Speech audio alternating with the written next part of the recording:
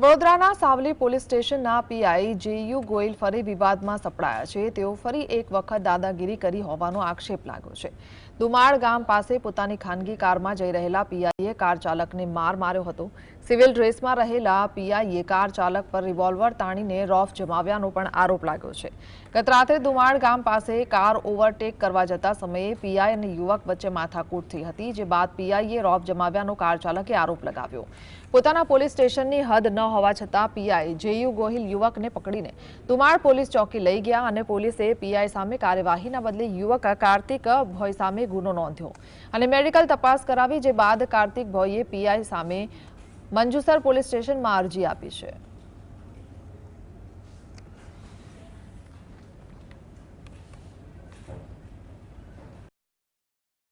પૈસાની માંગણી કરી, કોઈ ગોહિલ સાહેબ કરીને હતા, સાવલી પીઆઈમાં છું એવું કહ્યું અને મને 2 થપ્પડ મારી છે, પાછળ 4 ગુબ્બા માર્યા છે અને મને તેથી દુમાળ પોલીસ ચોકીમાં લઈ ગયા હતા અને મારા માથા ઉપર રિવોલ્વર તાણી દીધી હતી। મને કહે કે તમે પૈસા નહીં આપો તો તમારા ઉપર કેસ કરી દઈશ એવો ખોટો આરોપ કર્યો અને મને માર્યો છે। મને હાર્ટની બીમારી જેવું લાગે છે, મારી તબિયત બરાબર અત્યારે નહીં।